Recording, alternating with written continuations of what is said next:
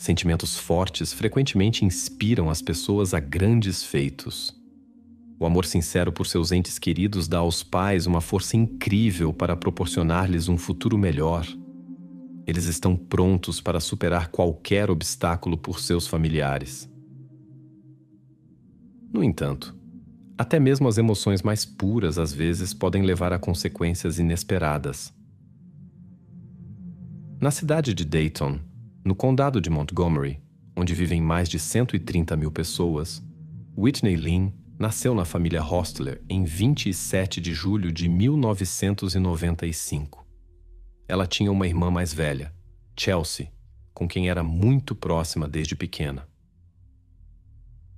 O relacionamento dos pais de Whitney era difícil. Alguns anos após o nascimento da filha mais nova, a tensão na família atingiu seu auge e o casal decidiu se separar. O pai recebeu a guarda das crianças devido aos problemas de saúde da mãe. Por muito tempo, as meninas cresceram sem ter muito contato com ela. Apesar das dificuldades familiares, Whitney era alegre e amigável. Ela mostrava habilidades criativas, especialmente no desenho. Quando o pai notou seu talento, enviou sua filha para uma escola de arte. Quando Whitney completou 12 anos, sua mãe Kimberly, após recuperar sua saúde, decidiu voltar à vida da família. Nessa época, Chelsea já trabalhava e vivia sozinha. A filha mais nova ainda morava com o pai. A mãe queria que as filhas se mudassem para morar com ela. Com Chelsea, a aproximação foi difícil. Ela não precisava mais de cuidados maternos. Whitney, por outro lado, se interessou pela ideia de ter contato com sua mãe. Elas começaram a se encontrar, a passear juntas e finalmente se aproximaram tanto que Whitney se mudou para morar com ela. Nos anos seguintes, ela viveu com sua mãe e manteve contato com seu pai. No ensino médio, Whitney conheceu Randy Ryder. Entre eles surgiu uma afeição que, com o tempo, se desenvolveu em um relacionamento romântico. O casal ficou junto por vários anos antes de se apresentarem aos pais um do outro. Seus sentimentos se provaram fortes e os jovens eram inseparáveis. Depois da escola, procuraram trabalho juntos e planejavam estudar na universidade. Em 2017, Whitney descobriu que estava grávida. Embora a notícia tenha sido surpreendente, ambas as famílias reagiram positivamente. Os pais de ambos os lados apoiaram o casal e consideraram natural a formação de uma nova família.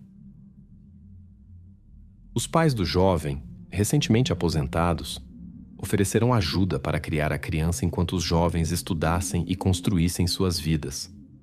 O casal aceitou esta oferta com gratidão. Logo depois, os apaixonados se mudaram para a pequena cidade de São Paris, no estado de Ohio, onde vivia a família do futuro pai. Inicialmente, moravam em um pequeno apartamento e trabalhavam. Após o nascimento da filha, decidiram se mudar para a casa dos pais de Randy. Este passo deveria facilitar suas vidas, permitindo-lhes conciliar estudos e trabalho. Além disso, era financeiramente vantajoso. Eles não precisavam pagar aluguel. A avó e o avô podiam passar mais tempo com a neta, o que parecia agradar a todos. Na casa grande, além dos pais de Randy, também vivia seu irmão mais novo, Rodney. A diferença de idade entre os irmãos era pequena. Rodney também estudava, trabalhava e fazia planos para o futuro. Eles viviam juntos como uma grande família harmoniosa e se apoiavam mutuamente. Parecia que tudo estava indo maravilhosamente bem. Os eventos seguintes foram ainda mais surpreendentes. Em 1º de outubro de 2020, Randy apareceu na delegacia de polícia. Ele relatou o desaparecimento de sua namorada. De acordo com ele, a tinha visto pela última vez na noite anterior. Eles tiveram uma discussão, após a qual ele foi para a casa de amigos. A discussão continuou entre Whitney e sua mãe Valerie, mas ele não esperou pelo fim. Randy contou que eles haviam planejado passar a noite juntos, mas sua amada decidiu ficar em casa. Mais tarde, amigos do jovem deveriam buscá-la para irem juntos a uma festa. Segundo Randy, seu amigo chegou no horário combinado para buscar Whitney. No entanto, ela não estava esperando como combinado. O amigo tentou ligar várias vezes, mas sem sucesso. Depois de esperar algum tempo em frente à casa, supôs que seus planos poderiam ter mudado e foi para esta festa encontrar Randy. O amigo esperava encontrar Whitney lá, mas ela não estava. Ele contou a Randy sobre o incidente, o que o preocupou. Randy também tentou contatar a jovem, mas ela não respondeu. Preocupado, ligou para seus pais, que estavam em casa. De acordo com seus depoimentos, Whitney havia partido logo depois dele. Uma amiga a havia buscado de carro. Valerie viu um carro desconhecido com vidros escuros na entrada no qual a jovem entrou. No entanto, a mulher não conseguiu reconhecer quem exatamente buscou Whitney e quantas pessoas estavam no veículo. A partir desse momento, Whitney não deu mais notícias e ninguém a viu desde então. O jovem esperou mais um dia na esperança de que Whitney estivesse visitando amigos e voltaria. Ele ligou para todos os conhecidos, mas ninguém tinha visto Whitney. Randy não descobriu com quem a jovem tinha partido e só então procurou as autoridades. Naturalmente, os investigadores primeiro suspeitaram do envolvimento de Randy no ocorrido, pois geralmente em casos assim pessoas próximas estão envolvidas. Mas o jovem tinha uma confirmação confiável de suas declarações: várias testemunhas da festa. Os pais também tinham visto ele sair sozinho. Na festa, Randy encontrou amigos e estava com eles até que um conhecido chegou e informou que não conseguiu buscar Whitney. Ela já tinha saído. Isto confirmou o relato de Randy. Os policiais contataram a mãe da desaparecida para descobrir se a jovem havia aparecido lá. Ela negou ter encontrado sua filha. Segundo suas palavras, Whitney havia prometido resolver todas as questões e logo retornar para ela com a criança pequena, devido a problemas com o pai da criança. A mulher afirmou que Whitney não poderia simplesmente desaparecer. Tudo isso não formava um quadro coerente. Então, os policiais assumiram o caso e começaram a organizar a busca pela desaparecida. Em 1º de outubro de 2020, um homem caminhava pela floresta ao redor do Lago Kaiser, no estado de Ohio. Quando chegou a um penhasco, notou algo incomum abaixo. Entre as pedras, sobressaía um objeto de cor estranha. Ao olhar mais de perto, o homem notou uma figura imóvel no fundo do desfiladeiro. Ele suspeitou que poderia ser um caminhante que acidentalmente escorregou na borda do penhasco e estava preocupado com sua condição. O passante tentou chamar a pessoa deitada, mas ela não respondeu. A descida pela encosta íngreme parecia muito arriscada, então o homem sabiamente decidiu chamar os serviços de emergência. Logo chegaram especialistas. Quando chegaram à pessoa deitada, os socorristas descobriram que era uma jovem mulher em estado crítico. Ficou claro que sua condição não estava relacionada a uma queda. Havia marcas no pescoço que indicavam interferência externa.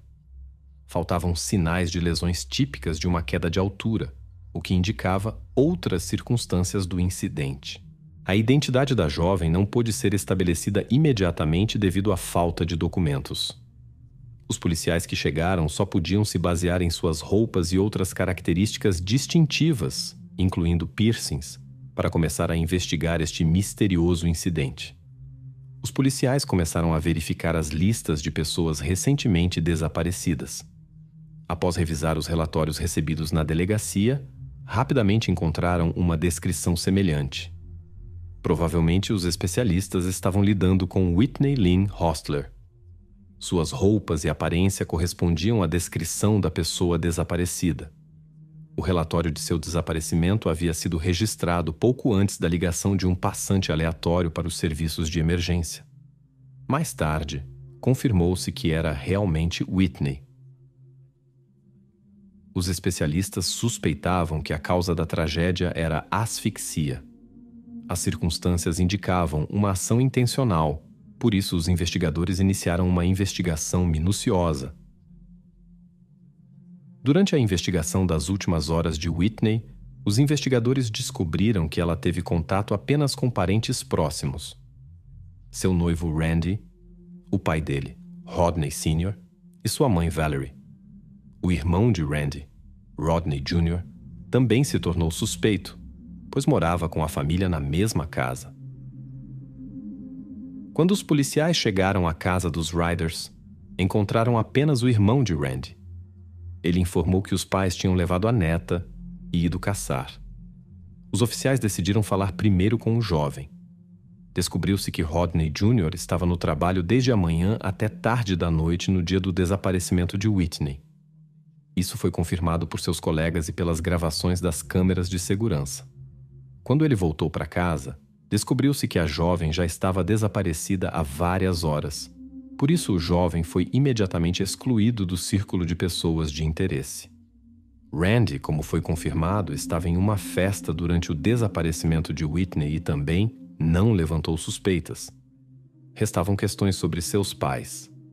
Rodney Sr. e Valerie eram os únicos que supostamente tinham visto a jovem sair de casa e entrar em um carro desconhecido após a partida de seu filho. Mas ninguém mais confirmou isso. Os pais de Randy só apareceram em casa 6 horas depois. Estavam cobertos de sujeira e explicaram isso dizendo que estavam procurando cervos na floresta, embora isso tenha levantado dúvidas.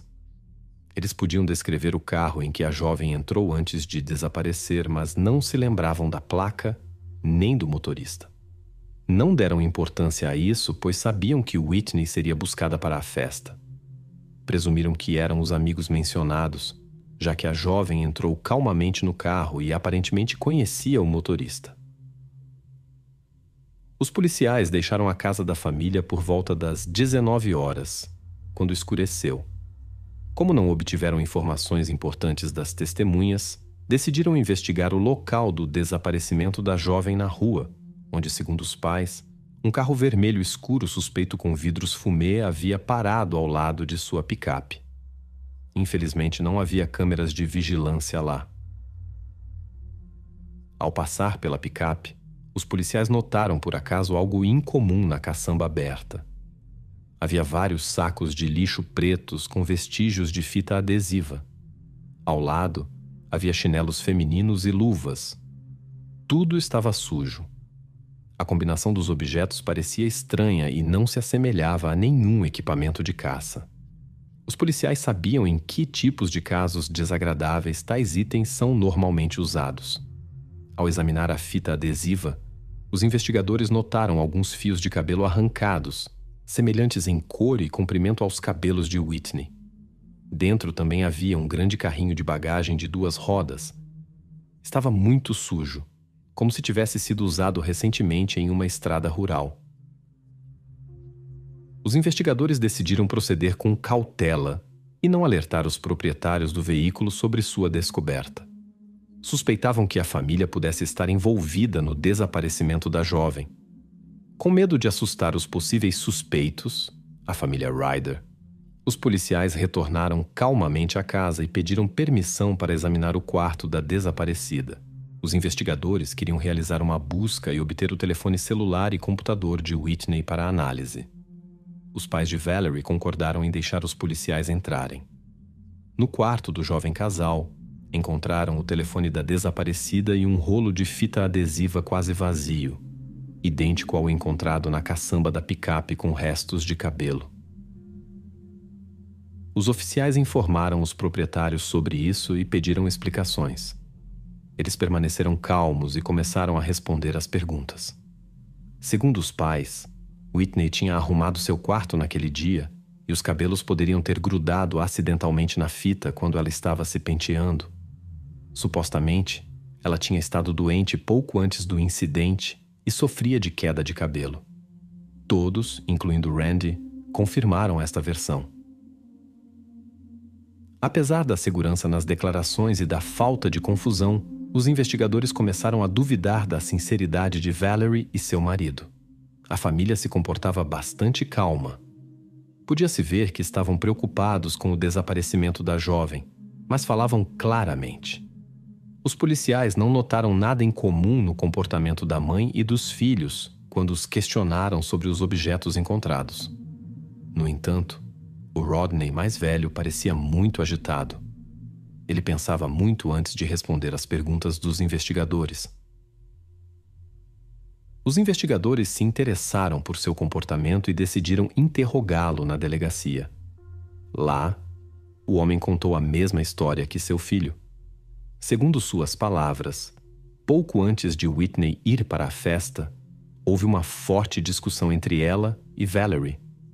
Primeiro, os jovens pais discutiram em seu quarto, então a mãe do jovem interferiu. Whitney estava furiosa. Ela alegava ter provas da infidelidade de seu amado e queria se separar dele. Ela não queria apenas deixá-lo, mas também voltar com a filha para sua mãe.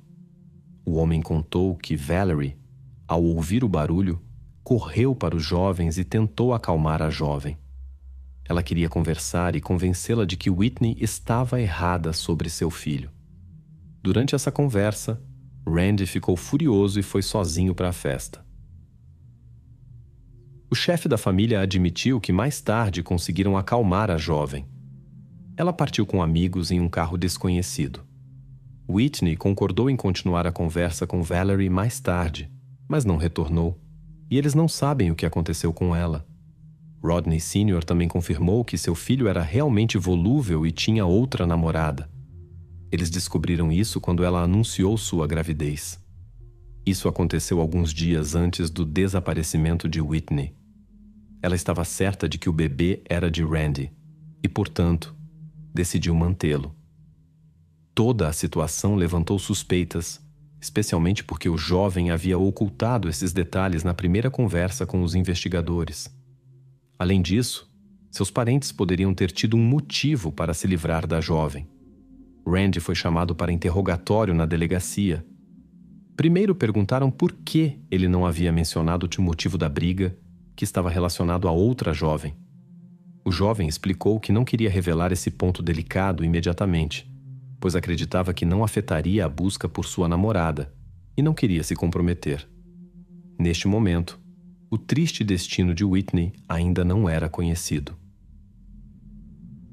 No entanto, os investigadores suspeitavam que exatamente este fato e o conflito com os pais do jovem poderiam ter desempenhado um papel fatal no destino da protagonista. Então, Randy confirmou a declaração de seu pai.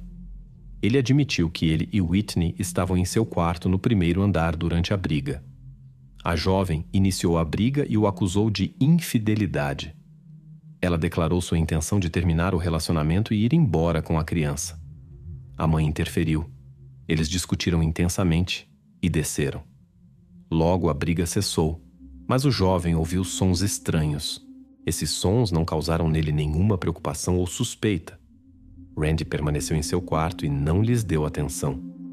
Quando tudo ficou quieto, após algum tempo seu pai veio até ele, parecendo muito agitado. O homem fez um pedido inesperado. Pediu ao filho para deixar a casa por alguns dias e ficar em um lugar onde pudesse ser facilmente encontrado. Randy não perguntou os motivos deste estranho pedido. Ele simplesmente arrumou as coisas necessárias e partiu para a casa dos amigos com quem queria passar a noite. Depois disso, Whitney nunca mais apareceu. O comportamento do jovem parecia incomum. Os investigadores estavam intrigados com o fato de ele ter deixado a casa tão prontamente a pedido de seu pai, sem perguntar sobre o que estava acontecendo lá embaixo. Randy se justificou dizendo que a situação com sua amada o tinha perturbado muito e o tirado do equilíbrio. Por isso, decidiu confiar em seus pais. O jovem pensou que seu pai estava sugerindo desta forma fazer uma pausa no relacionamento e dar tempo para Whitney se acalmar. Devido à briga com a jovem, Randy não a procurou e simplesmente foi embora sozinho. Dadas as circunstâncias de seu conflito, todos os convidados da festa presumiram que a jovem não tinha vindo devido à discussão. Ninguém imaginou que algo poderia ter acontecido com Whitney. Whitney era conhecida como uma pessoa amigável e amável, que não tinha inimigos. Na festa, os convidados notaram que Randy parecia perturbado. Ele tentou várias vezes contatar Whitney, mas sem sucesso. O jovem pensou que sua noiva o estava ignorando por causa de desentendimentos, mas entendeu que ela não poderia simplesmente desaparecer. Por isso, Randy procurou a polícia. Mais tarde, Whitney foi encontrada em um desfiladeiro. As evidências indicavam que os pais de Randy estavam envolvidos no incidente, enquanto estavam no térreo. Eles tentaram apresentar tudo como uma decisão independente da jovem, mas especialistas e investigadores experientes viram através desse truque. Os investigadores informaram Valerie, Randy e Rodney Sr. sobre a descoberta para observar suas reações. Após esta notícia, Rodney Sr. ficou visivelmente nervoso, o que pareceu suspeito. Então os investigadores deram um passo decisivo. Eles mostraram ao chefe da família fotos do local onde Whitney foi encontrada, sem ocultar detalhes desagradáveis. Quando ele viu o estado da mãe de sua neta, o homem desmoronou. Este truque psicológico ajudou a revelar a verdade. Rodney Sr. começou a contar. No dia do desaparecimento, ele estava descansando no quarto no térreo. Foi acordado por um som perturbador vindo do quarto ao lado, que durou alguns minutos. Decidiu verificar o que estava acontecendo. Quando olhou no outro quarto, viu Whitney na cama. Ela não se movia, e em sua cabeça havia uma sacola firmemente fechada em volta de seu pescoço. Ao lado da cama estava Valerie com um rolo de fita adesiva na mão. O homem contou que ficou paralisado e as próximas horas passaram como em uma névoa. Sua esposa explicou que a raiva a dominou quando percebeu que nunca mais veria sua neta. Ela perdeu o controle de si mesma e atacou Whitney. Rodney Sr. não disse nada e ajudou sua esposa mecanicamente. Primeiro mandou seu filho embora para que não visse o que tinha acontecido.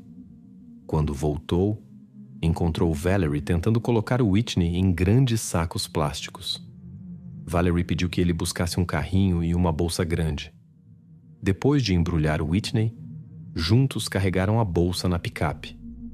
Ao chegar em casa, pensaram por um tempo para onde deveriam ir em seguida. Decidiram ir para o penhasco no Lago Kaiser. No banco traseiro, colocaram a filha pequena de Whitney, pois não queriam deixá-la sozinha em casa. Chegaram ao local tarde da noite. A pequena dormia, sem saber do ocorrido. Depois disso, levaram os sacos, restos de fita adesiva, a bolsa e o carrinho, com a intenção de eliminar as evidências mais tarde, mas felizmente para os investigadores, não conseguiram. Rodney Sr. estava muito nervoso durante seu depoimento, enquanto Valerie permaneceu calma no quarto ao lado. Os investigadores interrogaram os suspeitos separadamente, e Valeria não sabia da confissão de seu marido. Ela manteve-se distante e insistiu em sua versão dos eventos. Mas tudo mudou quando foi informada sobre as declarações de seu marido. Valeria deixou cair sua máscara e confirmou a descrição dele. Segundo suas palavras, ela ouviu uma discussão alta entre Whitney e Randy. Quando interferiu, percebeu que Whitney queria ir embora com a pequena.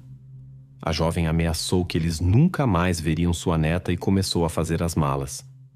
Valeria ficou com medo de perder seu pequeno ser amado. Ela descreveu seu estado como confusão e disse que era como se estivesse se observando de fora. Valeria afirmou que não queria causar dano irreparável a Whitney. Rodney apareceu na porta e ficou paralisado ao ver o que estava acontecendo. Valeria o instruiu a levar Randy embora para lhe dar um álibi. O resto da história coincidiu com as palavras de seu marido. Valeria insistiu que agiu em um momento de fúria, sem estar consciente de suas ações. Sua confissão chocou os policiais, especialmente porque tudo aconteceu na presença da pequena neta. Os investigadores precisavam descobrir se o incidente foi resultado de uma explosão repentina de emoções ou uma ação premeditada. Os policiais prenderam Valerie e Rodney Sr. Rand não foi suspeito, pois não foram encontradas evidências contra ele. Isso provocou uma onda de insatisfação entre os moradores locais e os parentes dos envolvidos. Muitos estavam convencidos do envolvimento do jovem no incidente com sua noiva. Suspeitava-se que os pais tinham decidido encobri-lo para que ele pudesse continuar cuidando de sua filha. Como Rodney Sr. não estava presente no momento do incidente e não ajudou sua esposa, surgiram suposições de que Rand poderia ter sido cúmplice e depois ido para uma festa. Essas suposições pareciam fundamentadas, já que o jovem havia ocultado alguns detalhes na primeira conversa com a polícia. Também havia dúvidas sobre como uma mulher mais velha poderia lidar com a jovem e forte Whitney. No entanto, isso era possível se Valerie realmente estivesse em um estado de forte excitação emocional. Rand negou todas as acusações e passou com sucesso no teste do detector de mentiras. Devido à falta de evidências, ele não foi acusado em conexão com o desaparecimento de Whitney. Até dezembro de 2020, o casal estava em prisão preventiva aguardando julgamento. Durante este período, Rodney Sr., de 54 anos, ofereceu um acordo à promotoria. Em troca de uma confissão e ajuda nas investigações, o homem recebeu apenas 3 anos de prisão. Ele foi libertado em 28 de março de 2023. O julgamento de Valerie, de 53 anos, começou em fevereiro de 2021. A defesa tentou provar sua inocência. Alegaram que o incidente com a vítima foi obra de desconhecidos. Então os advogados insistiram na culpa de Randy e Rodney Sr. No entanto, a promotoria refutou estes argumentos. Nas provas materiais foram encontrados traços de Valerie e da vítima. Alguns objetos tinham impressões digitais de Rodney Sr., o que indicava o envolvimento de Valerie no incidente e nas ações subsequentes. Seu marido e filho Randy testemunharam contra ela do lado da acusação. Isso tirou da defesa a chance de absolver a acusada. Finalmente, o júri considerou a mulher culpada do crime grave e ocultação de provas. Ela foi condenada à prisão perpétua com possibilidade de liberdade condicional após 21 anos. Ela poderia ser libertada no ano de 2040. Sabe-se que Chelsea, a irmã da vítima, recebeu a custódia da filha de Randy e Whitney. A educação está a cargo da família Hostler, e o contato com o pai e seus parentes está proibido para a menina. Geralmente, cada crime tem um motivo, e com base nisso, os investigadores tentam entender quem poderia estar envolvido no incidente e em quais circunstâncias. Às vezes, no entanto, as ações das pessoas permanecem inexplicáveis, mesmo que possam ter consequências graves para os inocentes. Em 2004, a Califórnia tornou-se o lar de 2 acampamentos de verão únicos, Rocha e Água e Eldorado. Esses lugares não eram apenas acampamentos infantis comuns, mas verdadeiros centros de desenvolvimento mental e físico sob a liderança de Lindsay Cutshaw e Jason Allen. Lindsay, uma mulher de 22 anos de Ohio, cresceu em uma família de pastores e recebeu educação domiciliar. Jason, um homem de 26 anos nascido em Michigan, também vinha de uma família profundamente religiosa. Seus caminhos se cruzaram 2 anos antes dos eventos descritos em uma faculdade bíblica na Virgínia Ocidental, onde Lindsay estudava. Como eles mesmos disseram, houve uma conexão imediata entre eles. Nos acampamentos Rocha e Água e Eldorado, Lindsay e Jason não apenas organizavam passeios de rafting e garantiam a segurança das crianças, mas também ensinavam os fundamentos da sobrevivência na natureza, paralelamente conduzindo conversas sobre temas bíblicos. Sua abordagem de trabalho era uma combinação única de aventura e crescimento espiritual. Após 5 meses de namoro, Jason fez uma visita tradicional aos pais de Lindsay em Ohio para pedir a bênção para o casamento. Tendo recebido a aprovação, o casal começou a fazer planos para o futuro. Eles sonhavam em ter sua própria casa e até mesmo em fundar seu próprio acampamento de verão, onde poderiam realizar plenamente suas ideias e interesses. O trabalho como monitores-chefes em acampamentos existentes era para eles um passo em direção à realização desse sonho. Eles organizavam caminhadas, realizavam estudos bíblicos e se aproximavam passo a passo de seu objetivo. O casamento de Lindsay e Jason estava marcado para 11 de setembro de 2004.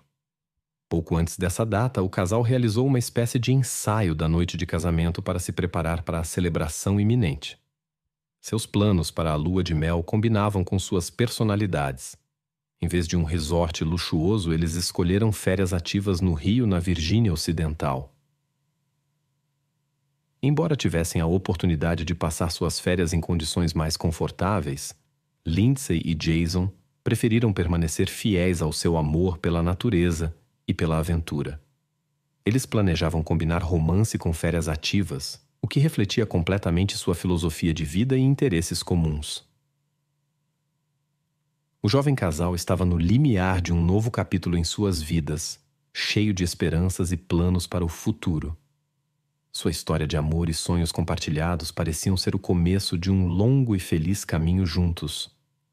Na sexta-feira, 13 de agosto de 2004, por volta das 7 da noite, Lindsay e Jason terminaram seu dia de trabalho no acampamento de verão. Eles decidiram tirar umas pequenas férias antes de deixar a Califórnia. Lindsay sonhava em ver São Francisco. Então o casal partiu no Ford Tempo vermelho de Lindsay, ano 92, depois de encarregar outros monitores da administração. Os jovens planejavam retornar no domingo às 6 da tarde. Quando os funcionários do acampamento acordaram na segunda-feira de manhã, descobriram que Lindsay e Jason ainda estavam ausentes. Isso era completamente atípico para o casal normalmente pontual e responsável. As tentativas de contatá-los foram infrutíferas. Monitores preocupados ligaram para os pais dos jovens, esperando obter informações sobre seu paradeiro. Mas ninguém tinha informações. Sem perder tempo, os funcionários do acampamento recorreram às autoridades policiais. Conhecendo o estilo de vida ativo do casal, temiam que os apaixonados pudessem ter se encontrado em uma situação difícil durante sua viagem. Esperando uma resposta das autoridades, os parentes de Lindsay e Jason decidiram começar a busca por conta própria. No entanto, enfrentaram um problema sério. Ninguém sabia exatamente onde o casal estava. Os futuros cônjuges tinham planejado visitar São Francisco, mas também adoravam explorar os arredores, visitar atrações menos conhecidas e praias remotas. Essa incerteza dificultou significativamente a busca, especialmente considerando o estado de desenvolvimento das comunicações no início dos anos 2000. Além disso, Lindsay e Jason eram conhecidos por sua espontaneidade e podiam mudar seus planos a qualquer momento e ir para um lugar completamente diferente. Na verdade, os futuros cônjuges podiam estar em qualquer lugar, e sua busca era como tentar encontrar uma agulha no palheiro. Considerando que os jovens deveriam retornar ao acampamento no final de semana e não haviam entrado em contato, surgiram preocupações sobre seu bem-estar. Um desaparecimento repentino parecia improvável, já que o casal deveria se casar em um mês. Além disso, Lindsay havia planejado retornar a Ohio em uma semana para finalizar os preparativos para a celebração. Esta situação causou crescente preocupação entre os parentes e colegas do casal e deixou muitas perguntas sem resposta. Os parentes do jovem casal, assim que souberam do incidente, partiram imediatamente de Michigan e Ohio para a Califórnia. Seu objetivo era ajudar na busca e apoiar as autoridades policiais. Infelizmente, a investigação do acampamento de férias não trouxe resultados significativos. A única coisa que restava fazer era distribuir fotos dos desaparecidos e informações sobre seu veículo. Como Jason e Lindsay haviam planejado visitar São Francisco, os principais esforços de busca se concentraram nessa área. No entanto, o terreno era muito vasto. O o que dificultava essa operação de busca. Já haviam se passado mais de 2 dias e não havia notícias dos jovens.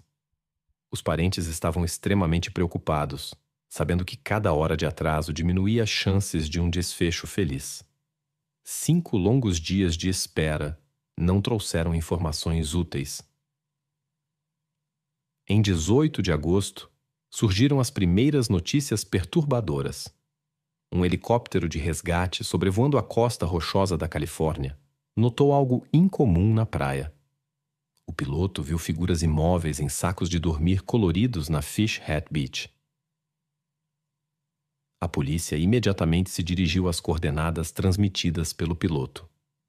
Pouco antes, um guarda florestal havia descoberto um carro vermelho abandonado perto da Fish Head Beach, cerca de 100 quilômetros ao norte de São Francisco. O veículo estava no topo de um penhasco pitoresco com uma vista deslumbrante do oceano. Uma verificação no banco de dados revelou que o carro pertencia à desaparecida Lindsay. Quando os policiais chegaram à referida praia rochosa, descobriram 2 pessoas. Elas estavam deitadas imóveis, apesar da hora do dia. Não respondiam aos chamados. Eram um jovem desconhecido e uma jovem mulher, cada um em seu próprio saco de dormir na praia. Após a descoberta do local do crime, os investigadores se depararam com uma cena perturbadora. 2 pessoas imóveis estavam em um estado incompatível com a vida devido aos seus ferimentos. A teoria de enriquecimento material foi quase imediatamente descartada, já que objetos pessoais e itens de valor permaneceram intocados e espalhados. O estado dos corpos encontrados indicava que eles estavam lá há vários dias, o que dificultava sua identificação. Os investigadores suspeitavam que poderia ser o casal desaparecido. Em uma bolsa próxima, foram encontrados documentos com os nomes de Lindsay Cutshaw e Jason Allen. Exames laboratoriais confirmaram essas suspeitas. Os especialistas também determinaram que não havia sinais de atividades ilegais, o que excluía um motivo correspondente. A situação estava se tornando cada vez mais misteriosa. Surgiu a suspeita de uma possível morte voluntária, mas a ausência da arma do crime perto do casal colocou essa teoria em dúvida. Uma investigação da área não revelou outros acampamentos, o que excluía a probabilidade de as vítimas conhecerem um possível malfeitor. Ninguém lhes fazia companhia. Os investigadores consideraram um encontro aleatório, que possivelmente terminou de forma trágica devido a um conflito, como a versão mais provável. Este local era frequentemente visitado por mochileiros e pessoas sem residência fixa. Os resultados da investigação mostraram que a arma do crime era um rifle Marlin modelo 1894, um equipamento bastante raro. Este detalhe poderia ser uma pista importante, já que tal modelo era comumente usado para caça, e sua raridade poderia ajudar na investigação. Os investigadores procuravam por um suspeito, provavelmente um homem solteiro, possivelmente um caçador e amante de armas de fogo, que possuía um sistema de tiro tão incomum. Os investigadores se esforçaram para conter o fluxo de informações. Eles temiam que isso pudesse prejudicar a investigação e causar agitação desnecessária na população. O caso parecia confuso desde o início, por isso os investigadores queriam se concentrar na análise das evidências disponíveis e não na verificação de alegações duvidosas. Nenhum vestígio importante foi encontrado na cena do crime. Possivelmente, o criminoso os levou para dificultar o trabalho das autoridades policiais. Não se pode excluir que as evidências tenham sido levadas pelo vento ou cobertas pela areia. Sempre havia vento na praia. Foram consideradas teorias sobre um encontro aleatório com uma pessoa perigosa ou um conflito inesperado. No entanto, nenhum incidente semelhante foi registrado na área naquela época. Conexões com grupos criminosos ou substâncias proibidas foram investigadas, mas todos os conhecidos do casal rejeitaram categoricamente tal possibilidade. Lindsay e Jason levavam um estilo de vida saudável, não tinham maus hábitos e evitavam hobbies perigosos. Para obter informações adicionais, os policiais começaram a analisar as últimas chamadas dos telefones do casal, sua correspondência e transações bancárias. Em sua câmera, encontraram fotos da ponte Golden Gate e de Alcatraz. Os futuros cônjuges haviam visitado muitos pontos turísticos em São Francisco e estavam se movendo para o norte. As numerosas fotos ajudaram a reconstruir a rota dos viajantes, mas não fizeram avançar a investigação. Paralelamente, os investigadores entrevistaram os moradores locais.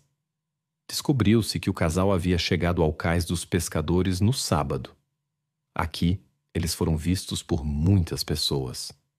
Lindsay e Jason relaxavam e caminhavam pela área, tirando fotos. As paisagens pitorescas tornavam esta área um local popular para turistas. Tudo indicava que os jovens estavam simplesmente desfrutando de suas férias. Segundo testemunhas oculares, Lindsay e Jason se comportavam calmamente e não brigavam com ninguém. Os investigadores não conseguiram detectar sinais preocupantes em seu comportamento. Os investigadores conseguiram reconstruir a rota do jovem casal. Jason e Lindsay passaram por muitas cidades do estado, deixando um rastro de memórias de testemunhas casuais. Em todos os lugares, eles foram lembrados como viajantes alegres e despreocupados. Eles paravam em vários lugares, desfrutando da culinária local e visitando pontos turísticos. Ninguém notou nada suspeito ao redor deles. Uma mulher contatou a polícia com a informação de que havia visto o casal na sexta-feira e no sábado, nos dias em que deixaram o acampamento. De acordo com suas palavras, Jason e Lindsay tentaram reservar um quarto em um hotel de praia, mas devido ao afluxo de turistas, todos os lugares estavam ocupados. Apesar do fracasso em encontrar acomodação, o casal não se desanimou. Eles tomaram café da manhã e almoçaram no restaurante do hotel e conversaram com a equipe. O gerente do estabelecimento notou que os jovens pareciam absolutamente felizes e apaixonados. Jason e Lindsay tentaram novamente encontrar um quarto livre para a noite, mas sem sucesso. Os hotéis da área ali estavam lotados devido à alta temporada. Depois disso, o rastro do casal se perde por um tempo. Os investigadores não puderam determinar exatamente por que os apaixonados acabaram naquela praia em particular. Foi considerada a teoria de que eles poderiam ter sido deliberadamente direcionados para lá, mas isso não se alinhava com os fatos. Todos os objetos de valor do casal permaneceram intocados. Sabe-se que Jason e Lindsay, durante o café da manhã no hotel em 14 de agosto, falaram sobre seus planos de ir à praia e montar acampamento lá. À noite, eles chegaram à costa rochosa acima da zona costeira. Para chegar à água, era necessário superar uma encosta íngreme. Eles deixaram seu carro no topo, ao lado de uma cabana turística.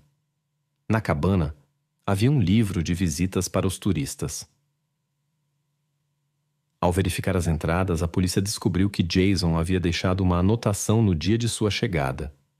Ele compartilhou suas impressões sobre o tempo maravilhosamente gasto com sua noiva e expressou sua gratidão pelos momentos felizes.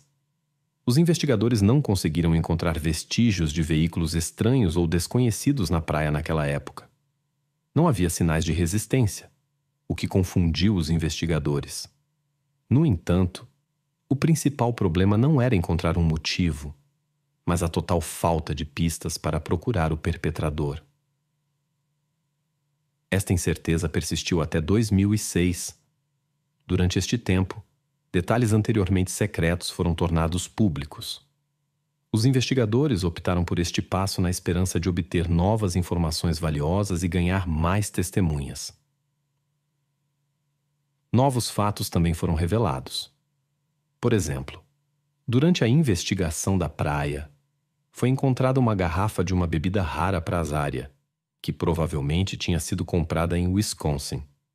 Além disso, foi encontrado um caderno com poemas que não pertencia às vítimas. A conexão desses objetos com o incidente permaneceu questionável. Um chapéu incomum foi encontrado perto do carro de Lindsay, mas aí as pistas se esgotaram.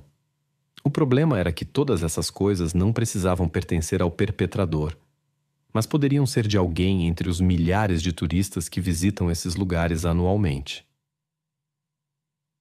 Para ganhar a atenção do público, foi oferecida uma recompensa de $50.000 por informações que pudessem levar à captura do perpetrador.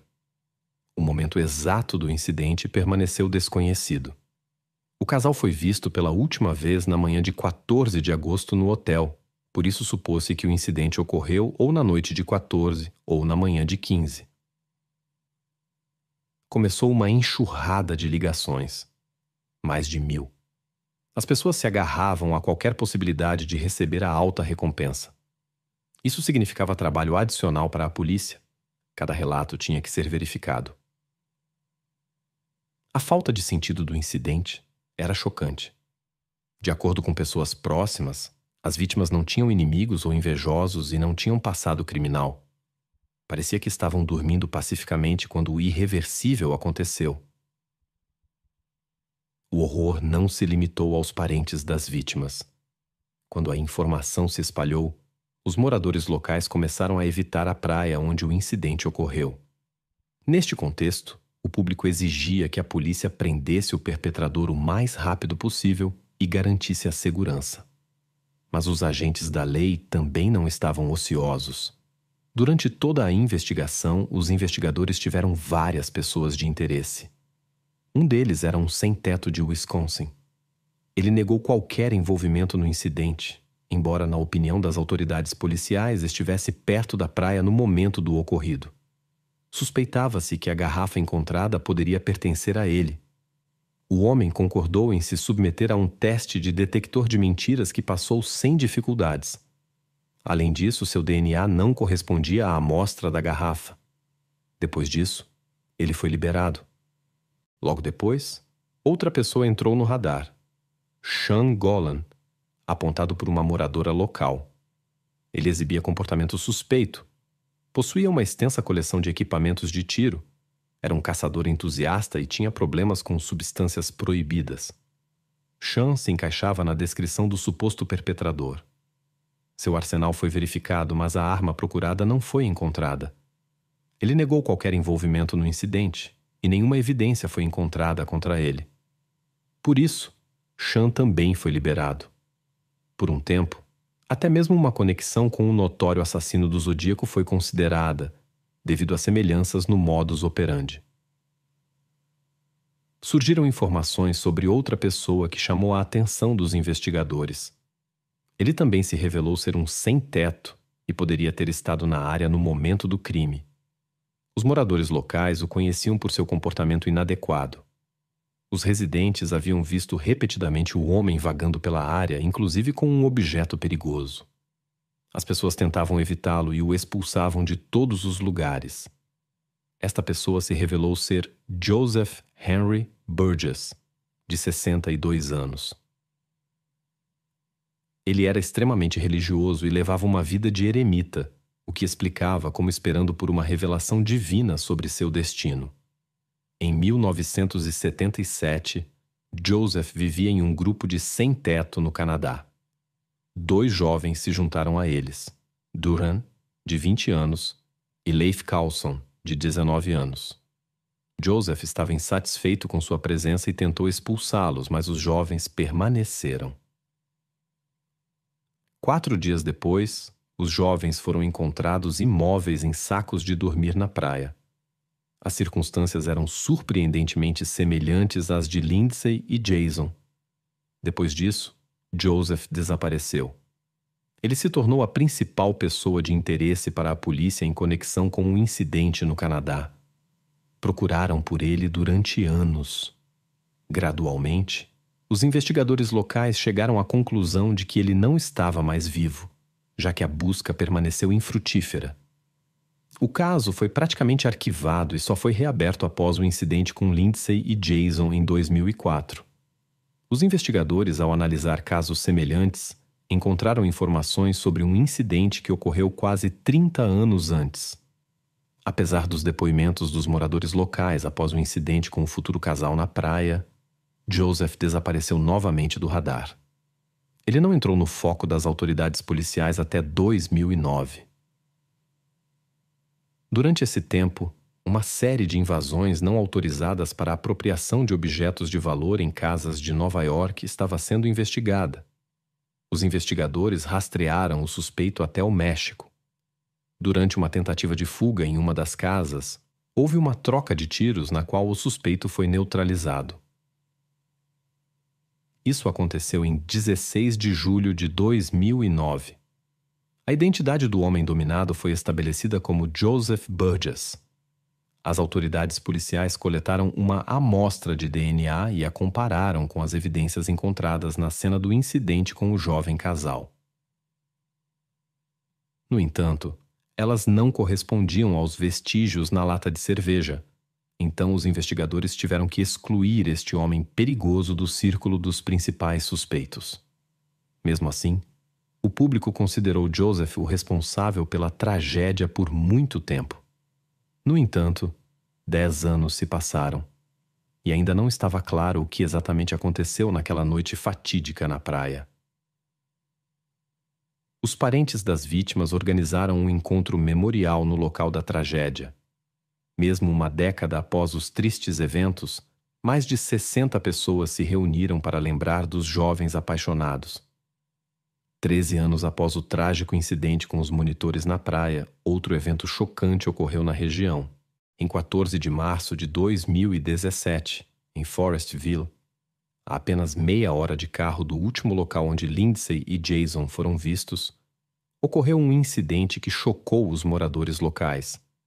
Em uma das casas, um drama familiar se desenrolou, no qual Seamus, de 38 anos, ficou em estado crítico.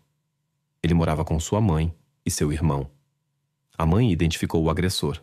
Era o irmão da vítima, Sean Golan.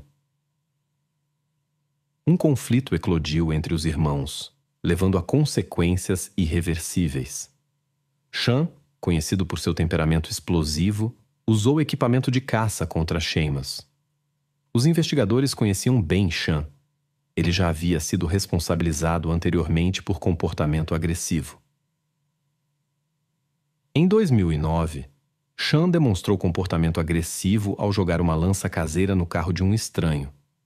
Este incidente quase terminou em tragédia. Sean era conhecido por seu comportamento desequilibrado e sua estranha paixão, a fabricação de armas brancas caseiras, especialmente lanças. O comportamento de Sean era caracterizado por infantilidade e excentricidade. Descobriu-se que ele era obcecado por ideias de autodefesa, mas seus métodos causavam estranheza. Sean vivia em um mundo de suas fantasias, que às vezes ele transformava em realidade. Originalmente, ele fazia equipamentos para jogos de RPG, mas com o tempo começou a usá-los contra pessoas. Após o incidente com seu irmão, a polícia investigou as redes sociais de Sean. No dia do incidente, ele publicou 11 posts cujo conteúdo causou séria preocupação. Algumas entradas eram incoerentes. Em outras, ele insinuava relações inapropriadas com parentes, incluindo sua mãe. Tudo isso indicava sérios problemas psicológicos. A análise das publicações levou os investigadores a concluir que o conflito foi desencadeado por uma ofensa infundada. Sean foi preso sob suspeita de uso de sistema de armas de fogo e posse de munição. Ele foi detido, mas inicialmente se recusou a cooperar com os investigadores. Ao revisar os arquivos, os investigadores descobriram que Sean já havia sido detido em 2004 em conexão com as investigações sobre o desaparecimento de Jason e Lindsay. Em sua primeira visita à casa de Sean após o incidente com o jovem casal, os policiais ficaram surpresos com a quantidade de equipamento que ele guardava. O estilo de vida do homem dava motivos para sérias preocupações. Ele era praticamente obcecado por colecionar equipamentos de tiro. No entanto, não havia evidências diretas ligando o suspeito ao incidente na praia. Evidências físicas importantes não foram encontradas, o o que dificultou a realização de exames cruciais. A única pista permaneceu um pequeno fragmento encontrado durante o exame de Jason. Na coleção apreendida de Sean, não foi encontrado o rifle raro que supostamente foi usado no crime. No entanto, havia outro modelo que mais tarde desempenhou um papel em um incidente desagradável com seu irmão. Não foi possível provar envolvimento no evento na praia. Embora o comportamento do homem parecesse estranho para os investigadores, não havia motivos para a prisão. Tudo isso aconteceu ainda em 2004. Quando foi preso em 2017, Sean inicialmente ficou em silêncio. Após algum tempo, ele entregou uma nota expressando o desejo de falar com os investigadores. Durante o interrogatório, ele confessou o incidente com seu irmão e começou a falar sobre um caso de 13 anos atrás envolvendo um jovem casal. Ele compartilhou detalhes que só poderiam ser conhecidos por alguém envolvido. Isso significava que a justiça finalmente havia alcançado o causador da tragédia de 2 jovens. As famílias das vítimas ficaram aliviadas e gratas ao ouvir a notícia. Após as confissões de Sean, decidiu-se realizar uma verificação adicional das informações. Ao examinar sua correspondência, foram descobertas mensagens suspeitas de uma ex-namorada. Ela perguntava se valia a pena denunciar Sean às autoridades por uma recompensa de $50 mil. A mulher insinuou seu envolvimento em vários incidentes pelos quais ele havia escapado da responsabilidade. Apesar do conteúdo perturbador, a ex-namorada parecia ter decidido não agir. Os investigadores planejavam questioná-la sobre a possível conexão de Sean com o caso da praia. No entanto, neste momento, ele já havia começado a fazer declarações. Então foi decidido não incluir uma testemunha adicional. Sean contou aos investigadores que naquele dia fatídico ele foi à praia, pensando que estava perseguindo um animal selvagem. De repente, ele se deparou com um casal dormindo em sacos de dormir. Segundo suas palavras, impulsos internos o levaram a fazer algo irreversível.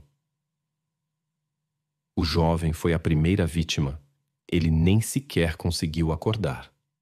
O barulho acordou a jovem mulher, mas ela também não conseguiu reagir a tempo ao incidente inesperado.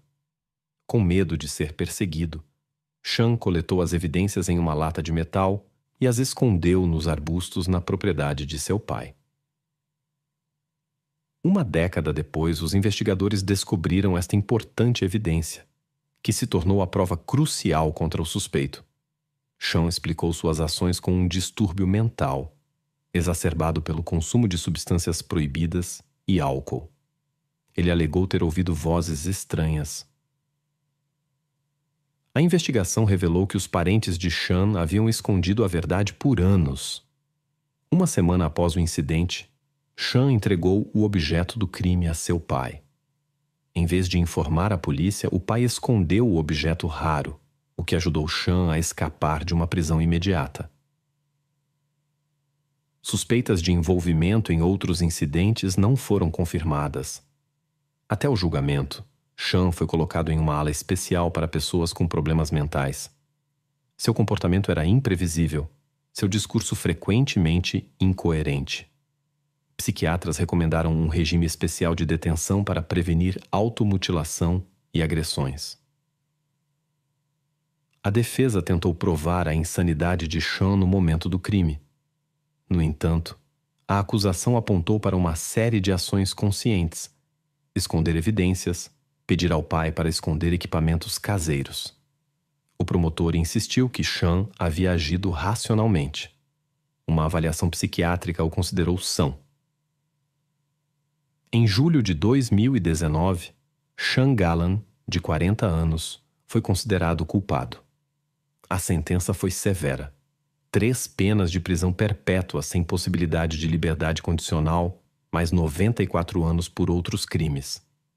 O juiz enfatizou que o condenado nunca mais seria livre. Notavelmente, Sean não conseguiu explicar o motivo de seu ato.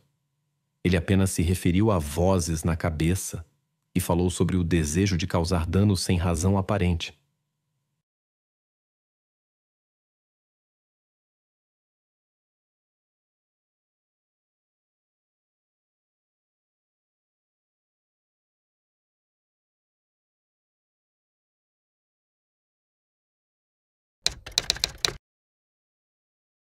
Na pequena e tranquila cidade de China Township, no estado de Michigan, os moradores foram repentinamente confrontados com descobertas perturbadoras. Em várias lixeiras foram encontrados objetos estranhos que indicavam um possível crime. Até hoje, os investigadores têm perguntas sobre as quais só podem especular. No início de 2014, Donna Escriva vivia na acolhedora St.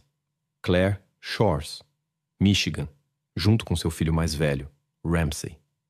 Ele cresceu em uma atmosfera de cuidado materno excessivo, o que frequentemente levava a dificuldades. Ramsey nasceu em 1981 e mais tarde seu irmão mais novo veio ao mundo.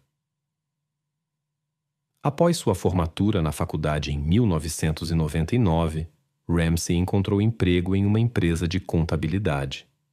No entanto, sua abordagem de trabalho não agradou à administração e no final de 2000, ele foi demitido. O jovem não compartilhava dos métodos tradicionais de contabilidade, mas não conseguiu comunicar suas ideias à direção. Depois disso, Ramsey tentou trabalhar no negócio familiar de pintura de casas, que seu pai administrava com sucesso. Parecia que ele havia encontrado seu lugar. Mas logo a família foi atingida por uma tragédia. O chefe da família adoeceu gravemente e faleceu, o que afetou profundamente todos os parentes. Em 25 de janeiro de 2014, depois das 18 horas, Ramsey supostamente saiu de casa para comprar cigarros. Sua mãe nunca mais o viu. Inicialmente, ninguém se preocupou. Um adulto poderia estar se encontrando com amigos ou fazendo tarefas. Mas pela manhã, quando Ramsey não retornou para casa e não respondeu às ligações, sua mãe ficou inquieta. A mulher preocupada esperou mais um dia e, na manhã de 27 de janeiro, sem ter recebido notícias, relatou o desaparecimento à polícia. Ela continuou tentando ligar para Ramsey, mas só conseguia cair na caixa postal. O clima frio era particularmente preocupante. Se Ramsey estivesse lá fora, estaria em perigo. Então era necessário agir rapidamente. Logo depois, o supervisor de Ramsey das autoridades policiais entrou em contato com a família. No último ano, Ramsey estava sob observação devido a um incidente com um amigo em um bar. Ele também tinha problemas com substâncias proibidas, álcool e sua saúde mental. Por isso era monitorado regularmente. O supervisor estava preocupado que Ramsey pudesse ter se metido em problemas novamente. A mãe contou que seu filho havia saído para comprar cigarros na noite de 25 de janeiro e desapareceu, embora não tivesse outros planos. Ele levou sua carteira com 2 cartões e sua carteira de motorista. Para rastrear seus movimentos, o supervisor decidiu verificar as transações dos cartões. Uma foto foi tirada da mãe para a busca e a mídia foi informada sobre o desaparecimento. A verificação revelou que não houve compras naquela noite. Surgiram dúvidas se Ramsey havia sequer chegado à loja. Talvez algo tivesse acontecido no caminho. Os investigadores começaram a rastrear o telefone de Ramsey e o encontraram rapidamente. O aparelho estava na propriedade do vizinho. As autoridades examinaram a propriedade e encontraram um telefone celular. No entanto, o proprietário não fazia ideia de como seu meio de comunicação havia chegado lá. Ele não sabia nada sobre o destino de Ramsey. A verificação do telefone do desaparecido revelou-te uma peculiaridade. As ligações que Donna mencionou ter feito antes e depois do desaparecimento de seu filho não haviam sido registradas. Além disso, os vizinhos certamente o teriam ouvido no quintal e dado o alarme se ele realmente tivesse ligado, como a mãe alegava. Tudo isso despertou as suspeitas da polícia. O oficial de condicional que monitorava as violações estava muito preocupado com o desaparecimento. O desaparecido havia completado sua última verificação em 25 de janeiro, pouco antes de seu desaparecimento. O oficial entendeu a gravidade da situação e o perigo potencial que Ramsey poderia representar para si mesmo e para os outros. Os investigadores se voltaram para os vizinhos em busca de informações adicionais sobre o desaparecido e sua mãe. Descobriu-se que os vizinhos não viam Ramsay há vários dias, o que contradizia as declarações da mãe. Outro detalhe interessante dos vizinhos foi o forte cheiro de produtos de limpeza vindo da casa dos escrivas um dia antes do relatório de desaparecimento. Os investigadores experientes entenderam que tudo isso parecia muito suspeito. A família Escriva era geralmente cercada por peculiaridades. Dona Escriva nasceu em 1954 em Dallas, Texas. Desde sua juventude, ela sonhava em se tornar enfermeira. O sonho de Dona se tornou realidade após conhecer Daniel. Em agosto de 1978, eles se casaram, e alguns meses depois seu primogênito Ramsay nasceu.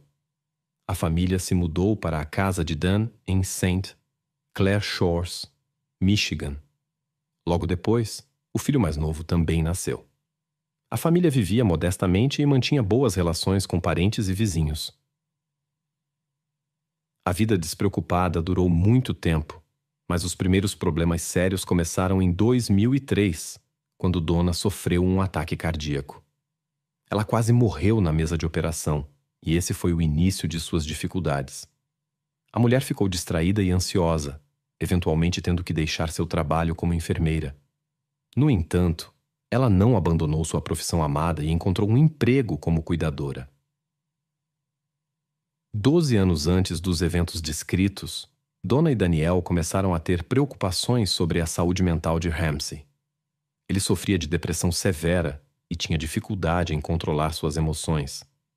Após uma avaliação na clínica, ele foi diagnosticado com esquizofrenia paranoide. Desde então, a mãe tentava não deixar seu filho se afastar muito de casa, preocupada com sua segurança e a dos outros. A situação era complicada pelo fato de Ramsay se recusar a tomar os medicamentos prescritos pelo médico devido aos fortes efeitos colaterais. Sem tratamento, a doença progrediu. Em 2010, Ramsay se envolveu em uma situação desagradável onde sofreu uma grave lesão na cabeça ao cair no concreto. Após esse incidente, seu comportamento mudou drasticamente. A mãe de Ramsay chamou esse período de tempo louco, durante o qual os pais não conseguiam controlá-lo de forma alguma. Ele ficou ainda mais temperamental e o consumo frequente de álcool só piorou a situação. Ramsay foi se tornando cada vez mais imprevisível. Finalmente, ele causou um conflito com um amigo em um bar, pelo qual recebeu liberdade condicional. Na época dos eventos descritos, ele se apresentava regularmente na delegacia de polícia. Seu pai Daniel lutou por anos contra uma doença hepática grave. Ele havia sido infectado quando adolescente e continuou lutando contra a doença até que ela atacou órgãos vitais em 2013. Os médicos sugeriram uma cirurgia cardíaca arriscada, mas Daniel recusou devido ao alto risco. Infelizmente, ele faleceu no mesmo ano. O ano de 2013 provou ser incrivelmente difícil para Ramsay. Ele ainda estava se recuperando de sua lesão na cabeça e agora tinha que lidar com a perda de seu pai. O pai desempenhava um papel fundamental na vida do filho. Eles eram próximos como melhores amigos. O homem era o único que ainda conseguia influenciar de alguma forma o difícil temperamento do jovem pai. As tensões entre mãe e filho aumentaram. Ramsay começou a tomar medicamentos fortes que haviam sobrado após a partida do pai. Parecia que a situação estava se estabilizando quando Ramsay começou a tomar regularmente os medicamentos recentemente prescritos, mas essa impressão era enganosa. Com a partida, sua condição piorou notavelmente. A mãe, preocupada com seu bem-estar, procurou uma clínica pedindo para internar o filho para tratamento. Os médicos diagnosticaram nele um distúrbio sério. Paralelamente, a mulher solicitou a tutela oficial de Ramsay. Na instituição mental, onde a ingestão de medicamentos era controlada, a condição do jovem melhorou. Após a alta, ele retornou para a casa de sua mãe Dona, mas seu relacionamento continuou a se deteriorar. Logo depois, houve um estranho incêndio elétrico na casa. O fogo começou no porão, onde o filho estava. Donna saiu e pediu ajuda, enquanto Ramsey permaneceu no cômodo em chamas. No último minuto, os socorristas conseguiram retirá-lo. A investigação do local do incidente levantou suspeitas, mas não foram encontradas evidências de ações deliberadas. Depois disso, eles não podiam mais ficar na casa danificada.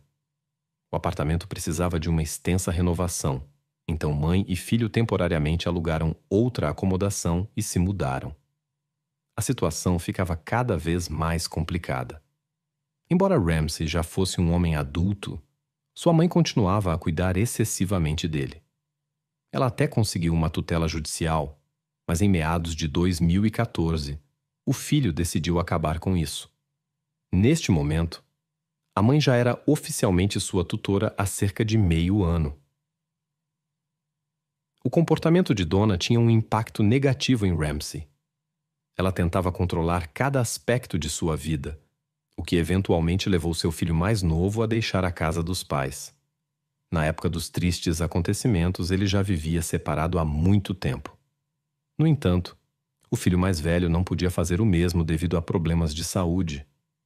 8 meses após a partida do pai, Donna viajou para visitar parentes no Texas. Ela foi a uma reunião de turma e pensou na possibilidade de voltar para sua terra natal.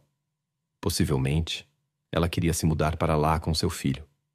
Mas em janeiro de 2014, ele desapareceu. Em 27 de janeiro de 2014, a mulher procurou a polícia e relatou o desaparecimento de Ramsey Scrivo.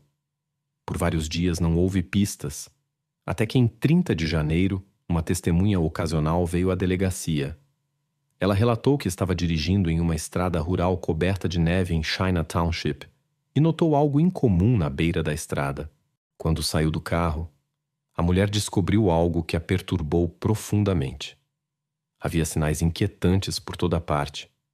Ao lado, havia uma bolsa com um conteúdo que ela não conseguia descrever devido ao choque. A mulher não investigou mais a descoberta e chamou a polícia. Os investigadores que chegaram à cena ficaram afetados pelo que viram. Eles imediatamente começaram a examinar a área. As evidências encontradas indicavam um incidente grave. A falta de características distintivas e roupas dificultou a identificação da vítima. Enquanto a polícia conduzia as investigações, chegou outra dica de um morador. Na manhã seguinte, objetos suspeitos foram encontrados em sacos de lixo em uma lixeira em uma das ruas da cidade. No local, foram encontradas roupas e documentos danificados pelo fogo. Surgiu a suspeita de que esses eventos poderiam estar relacionados. Neste momento, a identidade da vítima permanecia desconhecida. Tudo o que foi encontrado estava severamente danificado pelo fogo. Os documentos não podiam ser lidos. A única coisa que pôde ser determinada foi que era um homem. Antes mesmo que a investigação fosse concluída, chegaram relatos de mais descobertas perturbadoras na cidade. Foram descobertos objetos que causaram sérias preocupações. Uma serra elétrica com vestígios de um incidente e 4 objetos afiados. Em uma lixeira foi encontrada uma sacola com roupas, objetos pessoais, uma garrafa de bebida vazia e alguns documentos policiais. Houve tentativas de destruir tudo isso pelo fogo. As autoridades entenderam que estavam procurando por um parente próximo de alguém. Alguém deve ter relatado seu desaparecimento. Então eles começaram a verificar os relatos recentes dos moradores. Isso levou algum tempo. A presença de documentos teria acelerado significativamente a investigação. Neste momento, os especialistas haviam concluído sua análise. Impressões digitais foram coletadas para comparação com bancos de dados. Descobriu-se que era Ramsey Scriva, cujo desaparecimento havia sido recentemente relatado por sua mãe. Foi determinado que ocorreu asfixia. A análise também mostrou uma overdose quádrupla de medicamentos em comparação com a prescrição médica. Os investigadores já sabiam que sua mãe, Dona Scriva, havia monitorado pessoalmente a ingestão de medicamentos. Os investigadores começaram a verificar todos os conhecidos, amigos e vizinhos da vítima. Em todo caso, o ocorrido não parecia uma coincidência ou uma decisão própria. Vestígios do incidente foram encontrados em diferentes partes da cidade, provavelmente para confundir e dificultar as investigações. Quando um determinado objeto foi encontrado em um saco de lixo, uma testemunha casual relatou ter visto uma mulher em um SUV jogando esse saco bem na sua frente. No entanto, ele não conseguiu descrevê-la ou fornecer detalhes, nem mesmo lembrava da placa do carro. Mesmo assim, os policiais ainda obtiveram alguns fragmentos valiosos de informação. Os investigadores foram ao local onde a suposta perpetradora foi vista. Aqui, eles descobriram câmeras de vigilância em estabelecimentos e instalações próximas e solicitaram as gravações.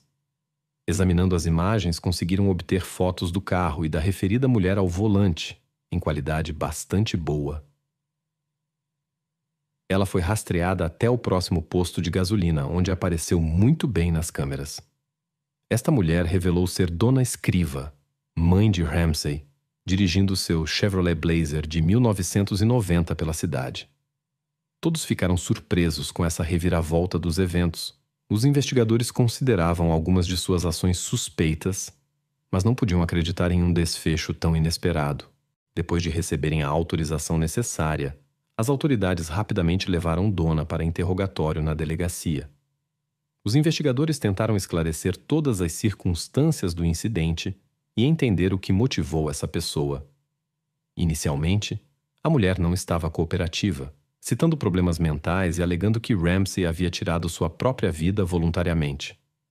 No entanto, isso obviamente contradizia os fatos, dado o estado do que foi encontrado e as tentativas da mulher de encobrir rastros. Portanto, os investigadores não aceitaram essa versão. Eles suspeitavam que um novo conflito entre Donna e Ramsey havia sido o gatilho, durante o qual ela perdeu o controle. Donna foi presa como a principal suspeita no desaparecimento de seu filho. Ela foi acusada de um crime grave, com circunstâncias agravantes.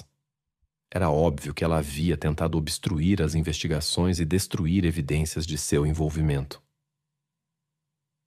No entanto, a investigação ainda não estava concluída.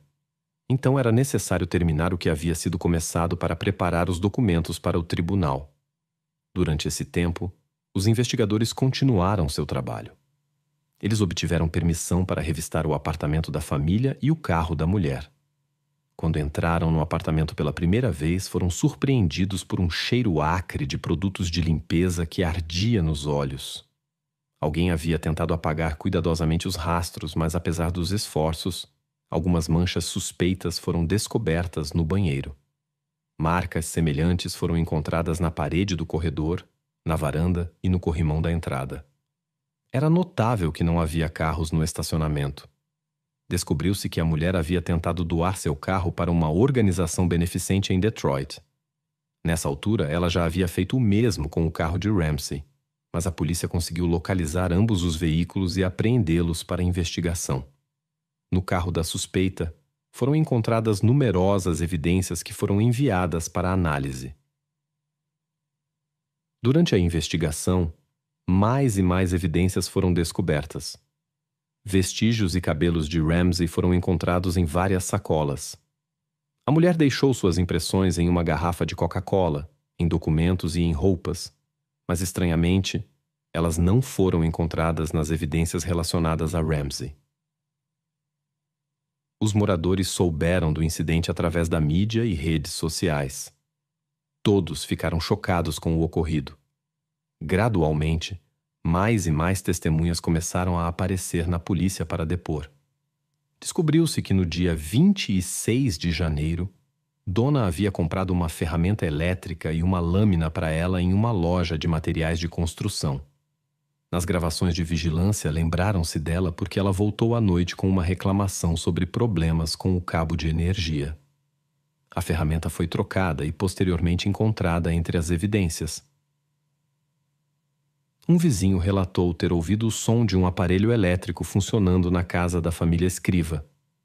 Outra vizinha, Patrícia, havia visto Donna carregando com dificuldade 3 sacos pretos para seu SUV prateado, alguns dias antes das descobertas chocantes dos investigadores.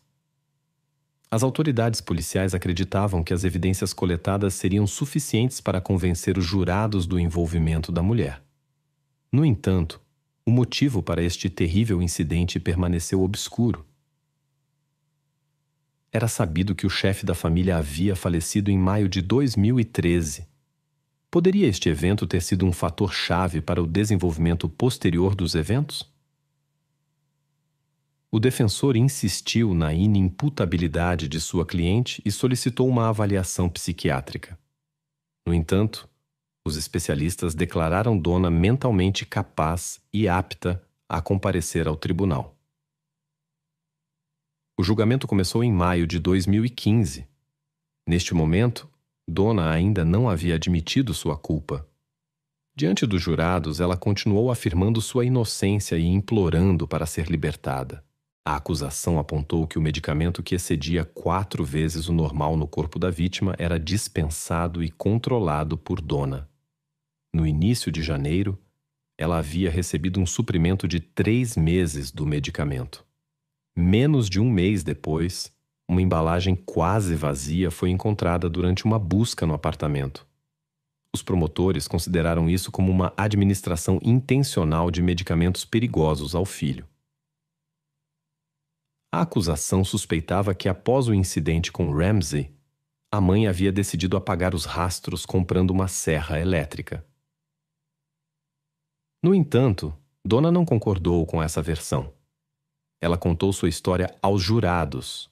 Supostamente, em 25 de janeiro, um desconhecido mascarado invadiu o apartamento. Ele foi ao quarto de seu filho, provavelmente com más intenções. Nesse momento, a mãe estava lavando roupa no porão e não ouviu o barulho, nem viu o perpetrador. Quando ela subiu do porão, notou a porta da frente aberta. Ao ouvir barulhos do quarto de Ramsey, a mulher subiu. Lá, ela viu seu filho imóvel na cama. Ao lado estava um homem forte de aparência ameaçadora. Ele não pretendia machucá-la, mas exigiu sua ajuda para apagar os rastros. Ela teve que concordar. O estranho permaneceu na casa por 5 dias inteiros, supervisionando a execução de suas instruções. Só depois disso, ele foi embora. Donna contou que em seu tempo livre estava amarrada à cama. Ela só era solta para ações necessárias. Esta história parecia absurda e levantava questões. A acusação submeteu esta versão a duras críticas. Afinal, a mulher saía regularmente de casa, o que não a impedia de relatar o ocorrido. Nas gravações das câmeras, ela aparecia sozinha e parecia calma. Donna poderia ter pedido ajuda aos transeuntes, mas alegou que o estranho estava escondido no banco traseiro do carro. A acusação observou que Donna agora não demonstrava mais medo daquele que ela descrevia como seu torturador. 16 meses depois, ela fala calmamente sobre isso no tribunal. Donna alegou que ainda tinha medo dessa pessoa, mas era forçada a testemunhar contra ele para evitar sua própria punição. Apesar do longo processo judicial, Donna não admitiu seu envolvimento no desaparecimento de seu filho, mesmo diante das evidências claras. Ela continuou falando sobre um misterioso homem mascarado que supostamente a manteve refém por 5 dias. Estranhamente, os investigadores não conseguiram encontrar evidências diretas, fato no qual os advogados insistiram para tentar convencer os jurados da inocência de sua cliente. Eles apontaram que Donna tinha metade do tamanho de seu filho e duvidavam de sua capacidade de mover Ramsey sem ajuda. Na opinião da defesa, obviamente alguém a havia ajudado. O caso provou ser controverso, e agora a decisão estava com os jurados. Eles se retiraram para deliberar. Em 23 de junho de 2015, após longas discussões, eles consideraram Donna Scrivo culpada de um crime grave com circunstâncias agravantes. Ela foi condenada à prisão perpétua sem possibilidade de liberdade condicional. Atualmente, ela cumpre sua sentença em uma prisão em Michigan, sem ter admitido sua culpa. Seus recursos foram negados. Numa manhã no início de agosto de 1986, quando o sol começava a iluminar o Central Park em Nova York, ocorreu um incidente que abalaria toda a cidade. Por volta das 6 horas da manhã, uma jovem mulher foi encontrada inconsciente no parque. Este evento foi o início de uma investigação complicada que acabaria revelando uma verdade chocante. A mídia reportou com zelo sem precedentes cada reviravolta desta história. No entanto, sua abordagem da cobertura levantou muitas questões. Surpreendentemente, a mídia tomou uma posição que parecia favorável ao suspeito. Esta influência se estendeu também à opinião pública e criou uma atmosfera ambivalente em torno da investigação. No decorrer dos eventos, descobriu-se que o suspeito estava ativamente espalhando informações falsas sobre a vítima e tentando prejudicar sua reputação. Para surpresa de todos, alguns meios de comunicação adotaram esta versão sem verificar adequadamente os fatos. Este comportamento da imprensa provocou críticas severas de ativistas de direitos humanos e especialistas em ética jornalística. Em meados dos anos 80, Nova York se viu confrontada com uma série de eventos perturbadores que chocaram o público. Na época, a cidade era muito diferente da metrópole atual, e não para melhor. Nova York era considerada uma das cidades mais agitadas dos Icônico-Moissinho, embora continuasse atraente para os jovens. As ruas da metrópole escondiam muitos perigos. A taxa de criminalidade atingiu níveis sem precedentes. Milhares de crimes eram registrados anualmente. O Central Park, especialmente à noite, era motivo de preocupação para os moradores da cidade. Este lugar estava cercado de lendas assustadoras com as quais se assustavam as crianças. Numa manhã no início de 1986, uma mulher estava fazendo um passeio de bicicleta pelo Central Park. De repente, ela notou algo incomum na grama. Quando se aproximou, percebeu com horror que era uma jovem mulher deitada imóvel.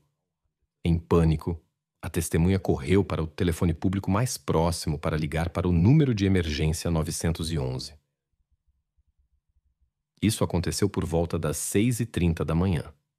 Logo, a polícia e os serviços de emergência chegaram ao local. Infelizmente, nenhuma ajuda era mais necessária. O que eles viram chocou todos os presentes. A identidade da vítima foi rapidamente estabelecida graças a um documento de identidade encontrado. Era Jennifer Levin, de 18 anos. Depois disso, os investigadores começaram a coletar informações sobre o que aconteceu com a jovem mulher. Jennifer se destacou desde jovem por sua determinação e criatividade. Sua capacidade de ironizar a si mesma encantava as pessoas ao seu redor e a ajudava a superar quaisquer obstáculos. Ela vinha de uma família rica em Port Washington e era filha dos bem-sucedidos Steve e Ellen, que se separaram quando ela tinha 5 anos. Após se mudar para morar com seu pai, um conhecido corretor imobiliário em Soho, Jennifer frequentou uma escola particular de elite em vez de uma escola comum de Manhattan. Lá, ela rapidamente se adaptou e ganhou o respeito tanto dos professores quanto dos colegas por seu desempenho acadêmico. Seu círculo social consistia em filhos de pais ricos, e Jennifer dominava facilmente o programa exigente que preparava para a admissão nas melhores universidades do país, incluindo Yale e Harvard. Gradualmente, ela fez conexões em escolas renomadas de Nova York. Convites para festas expandiram seu círculo social. Na véspera de eventos importantes, um grupo de futuros estudantes, incluindo Jennifer, morava na East Street, perto do Central Park. Os outros amigos estavam espalhados pela cidade, mas todos se encontravam em um ponto de encontro popular. Foi exatamente lá que Jennifer conheceu seu primeiro amor, Dorian. No entanto, este relacionamento foi de curta duração, e logo depois Jennifer se apaixonou por Robert Chambers, Ele se apresentou como filho de pais ricos que possuíam um clube campestre. Seu conhecimento começou com um olhar passageiro, mas só um ano depois se desenvolveu em um verdadeiro romance. Alguns encontros rapidamente se transformaram em um relacionamento sério. Em 25 de agosto de 1986, Jennifer foi aceita na universidade, o que foi uma grande alegria para ela. Mas na manhã seguinte aconteceu o imprevisível. Ela foi encontrada no Central Park em estado crítico. Esta notícia chocou a todos. Surgiram questões. Jennifer tinha sido um alvo aleatório do crime urbano ou foi uma ação planejada? Naqueles anos, Nova York foi atingida por uma onda de crimes, mas entre os muitos incidentes, a história de Jennifer provocou uma ressonância pública sem precedentes. Uma enorme pressão foi exercida sobre as autoridades policiais, em parte porque a vítima era de uma família rica conhecida. Os investigadores suspeitavam que fosse obra de um criminoso em série. Um observador inexperiente poderia pensar que algo com tratamento indesejado havia acontecido neste lugar inseguro. No entanto, investigadores experientes, examinando todos os detalhes, suspeitavam de uma encenação. Parecia que Jennifer estava deitada de forma não natural, como se alguém tivesse deliberadamente lhe dado uma determinada posição. Suas roupas estavam em um estado estranho, e algumas peças foram encontradas a 100 metros do local do crime. As suspeitas dos investigadores foram rapidamente confirmadas. A análise forense não encontrou vestígios de material biológico de outras pessoas. Este caso atraiu a atenção da mídia. Jornalistas literalmente inundaram o parque e tentaram entender como tais incidentes podiam acontecer bem debaixo do nariz da polícia. Todos se perguntavam por que as autoridades permaneciam inativas e se era realmente impossível garantir a segurança em um local público tão importante. Isso aumentou a tensão, especialmente no contexto da situação geral do crime em Nova York. Os moradores da cidade estavam indignados. Começou um verdadeiro frenesi da mídia. Os telefones da polícia não paravam de tocar com chamadas de representantes da imprensa. Gradualmente, informações sobre as circunstâncias do incidente vazaram para a mídia. Cada suspeita dos investigadores aparecia imediatamente nas manchetes. Havia ainda mais especulações e rumores. No entanto, a polícia conseguiu manter o nome da vítima em segredo por tempo suficiente para não prejudicar o curso da investigação. Quando a mãe soube do incidente, foi imediatamente para o Central Park, onde se deparou com o pior pesadelo de sua vida. Apesar do momento trágico, repórteres cercaram a mulher e começaram a bombardeá-la impiedosamente com perguntas. Mais tarde, os amigos de Jennifer e os demais parentes chegaram ao local do crime. O pai da jovem ligou em lágrimas para seus amigos da escola e contou-lhes o que havia acontecido. Apesar do profundo choque, os parentes de Jennifer tiveram que fornecer à polícia todas as informações relevantes que pudessem ajudar na investigação. Descobriu-se que Jennifer havia planejado sair com 2 amigas na noite anterior. O pai entregou aos investigadores o diário de Jennifer, onde ela havia anotado seus planos. Isso permitiu reconstruir a cadeia de eventos que levou à tragédia. A história de Jennifer e Robert começou a se desenrolar quando os investigadores iniciaram a investigação.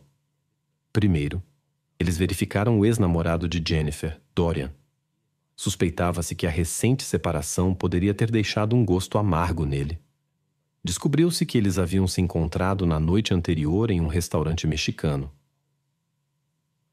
É importante mencionar que naquela época não havia redes sociais e smartphones que facilitassem a troca de informações. Os investigadores tiveram que reunir os dados laboriosamente, peça por peça, entrevistando testemunhas. Descobriram que Jennifer estava festejando em um bar depois das 2h30 da manhã com 2 amigas e seu ex-namorado. Por volta das 13h45, uma amiga foi embora, logo seguida pela segunda. Foi aproximadamente nessa hora que Robert Chambers chegou ao bar. A atenção de Jennifer se voltou para ele e eles ficaram juntos até o final da festa. O ex-namorado também deixou o estabelecimento. Os investigadores foram interrogar Robert, de 19 anos. Ele foi levado a uma delegacia perto do Central Park. Imediatamente, os arranhões no rosto do jovem chamaram a atenção, parecendo suspeitos para os investigadores. Robert alegou que eram de um gato, mas ninguém acreditou nele. Quando foi informado sobre o ocorrido com Jennifer, ele pareceu chocado e perturbado. O jovem concordou em cooperar com os investigadores. Segundo seu depoimento, ele encontrou Jennifer por volta das 3 da manhã na festa. Eles discutiram sobre sua próxima partida para guiar a universidade. Antes do bar fechar por volta das 4 da manhã, eles saíram, se despediram e foram para casa. Robert alegou não saber o que aconteceu depois e negou qualquer envolvimento no desaparecimento de Jennifer. Os investigadores acreditavam que os arranhões indicavam o contrário. Eles se pareciam com marcas de resistência. Além disso, Robert foi o último a ver Jennifer. Ele se tornou o principal suspeito. Os investigadores tentaram descobrir a verdade, mas o jovem repetia sua história como se a tivesse decorado. O interrogatório durou quase 12 horas, até que Robert permitiu uma imprecisão em seu depoimento. Os investigadores experientes aproveitaram isso. Tudo aconteceu sob a observação atenta de repórteres, que ouviam o interrogatório na sala ao lado.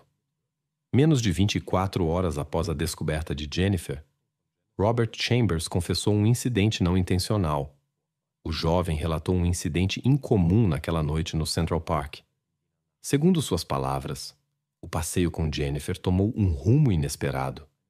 Supostamente, ela mostrou persistência excessiva em suas intenções românticas, o que surpreendeu o jovem. Ele alegou que ela amarrou suas mãos e agiu de forma muito agressiva, deixando arranhões em seu rosto. Robert descreveu a situação como extremamente desconfortável e disse que não conseguia se libertar e sentiu forte desconforto. Sua história soava tão inverossímil que foi recebida com ceticismo pelos investigadores.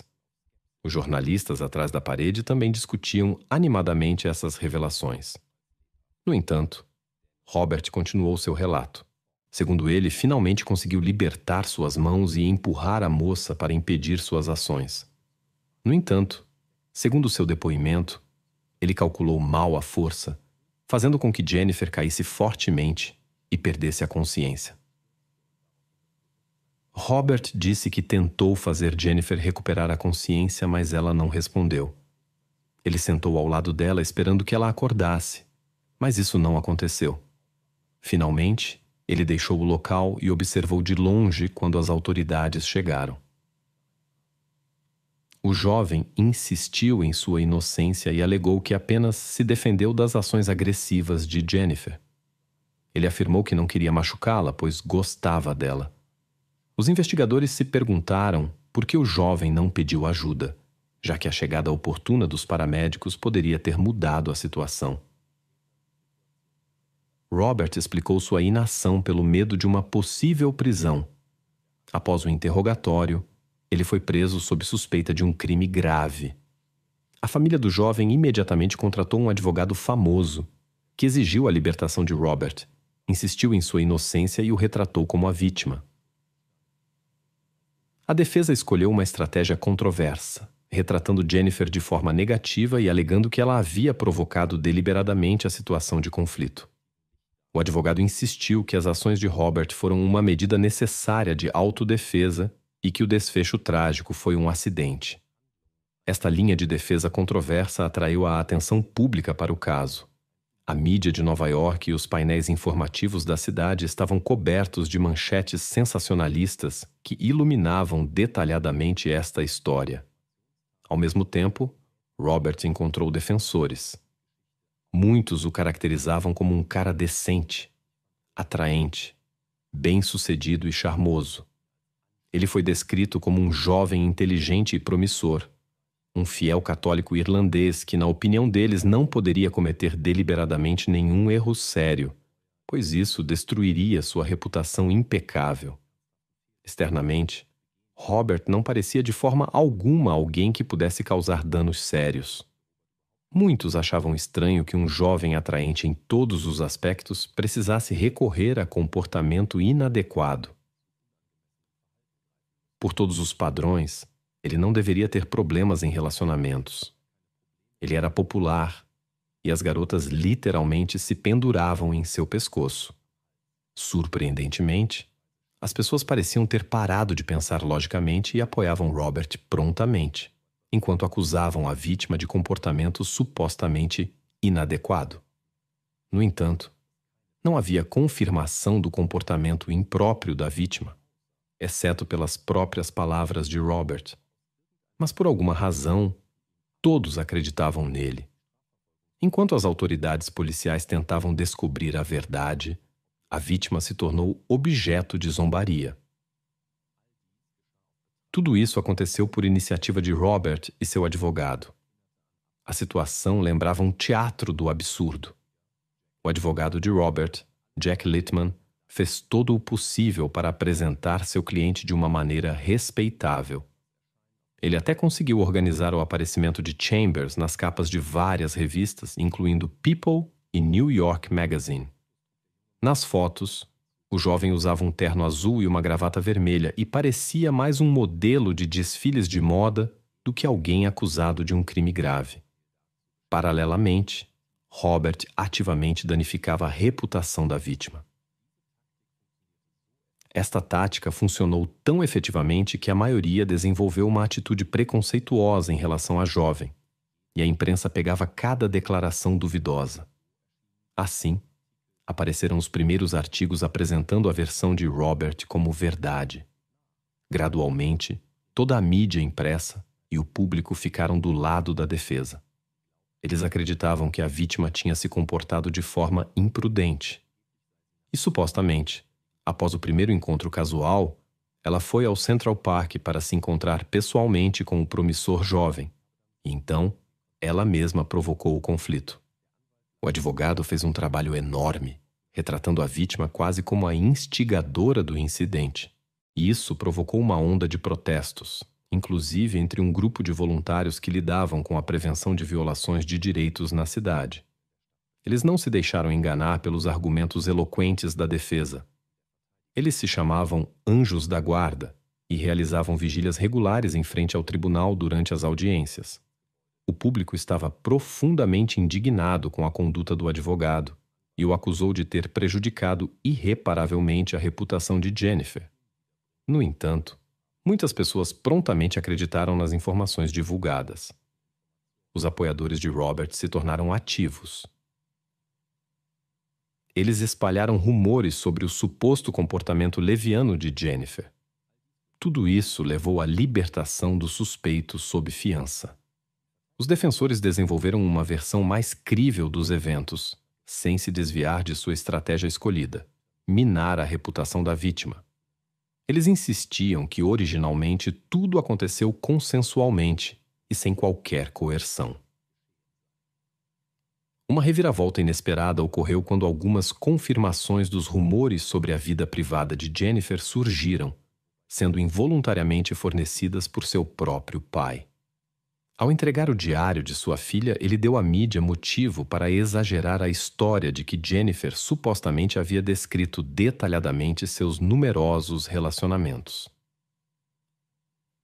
Na realidade, era um diário comum que mencionava apenas relacionamentos com 2 rapazes, um ex e um atual. Não havia nada impróprio lá, no entanto. As anotações foram reconhecidas como evidência inadmissível e não puderam ser usadas nas audiências do caso de Robert. Apesar da acessibilidade limitada dos registros, a informação vazada já havia prejudicado a reputação de Jennifer. A acusação entendeu que o caso não seria fácil. Para construir uma estratégia, era necessário reconstruir precisamente os eventos e entender como um jovem de 19 anos de um ambiente protegido poderia ter se envolvido em tal situação.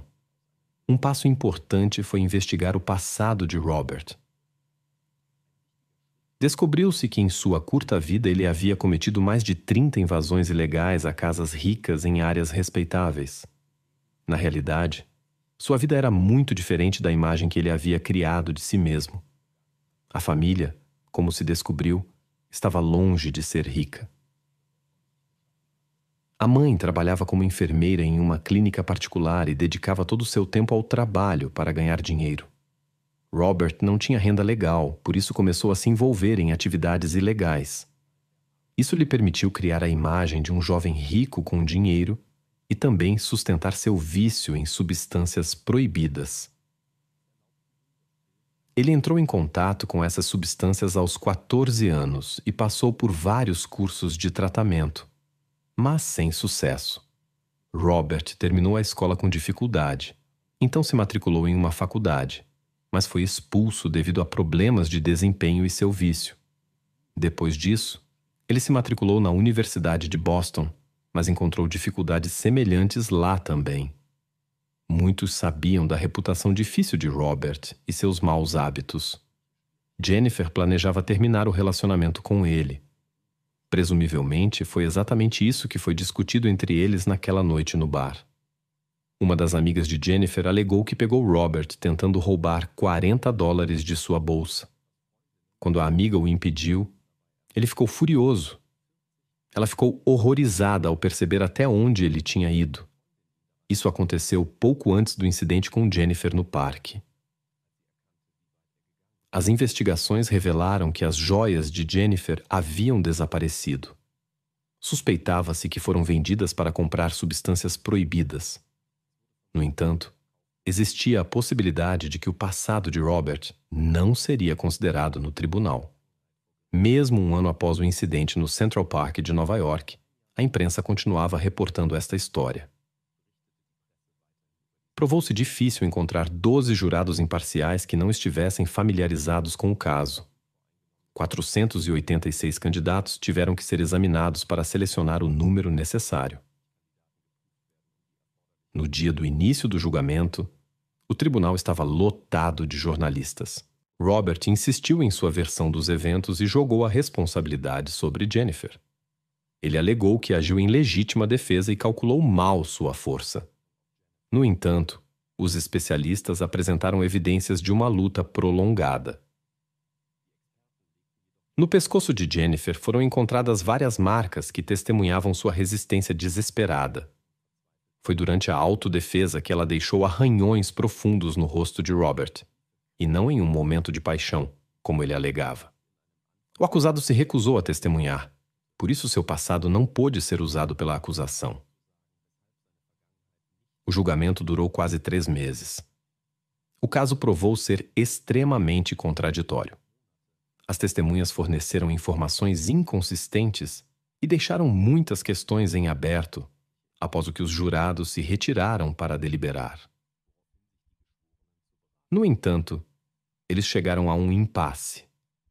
Havia a possibilidade de que a história inverossímil de Robert pudesse ajudá-lo a escapar da responsabilidade. No 9º dia, decidiu-se declarar o julgamento nulo. O processo foi declarado fracassado. Surgiram temores de que um novo julgamento não mudaria a situação. A única chance para a acusação permaneceu uma confissão de culpa.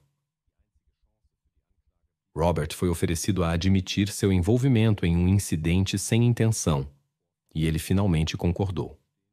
Em 25 de março de 1988, Robert expressou seu arrependimento pelo ocorrido no tribunal.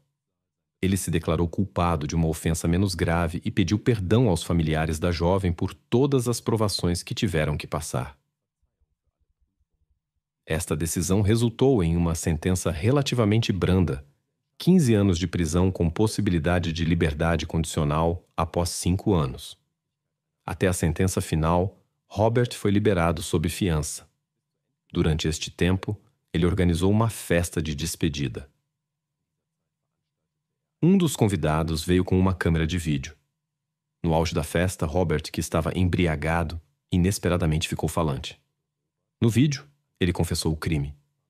Ele não mostrou arrependimento, mas em vez disso brincou e riu sobre o ocorrido. Na prisão, Robert imediatamente se tornou-se um prisioneiro problemático. Ele se envolveu em conflitos, e os guardas repetidamente registraram violações relacionadas a objetos e substâncias proibidos. Por isso, seus pedidos de liberdade condicional foram negados, e ele cumpriu os 15 anos completos. Robert foi libertado em 2003. Mais tarde, os familiares da jovem entraram com uma ação civil contra Robert. O tribunal decidiu a favor deles e determinou que Robert deveria pagar 25 milhões de dólares à família. No entanto, a probabilidade de receber este valor é extremamente baixa devido à sua falta de recursos. No tribunal, Robert não fez comentários sobre os eventos daquela noite fatídica. Em 2003, no entanto, ele concordou com uma entrevista e falou publicamente sobre o ocorrido pela primeira vez. No início da conversa, ele disse que teria preferido a solitária a esta entrevista se tivesse escolha. Parecia que a responsabilidade pelo destino da jovem estudante pesava muito sobre ele. Robert via esta conversa como uma oportunidade de se expressar e, portanto, decidiu falar sobre Jennifer Levin e os eventos trágicos do passado.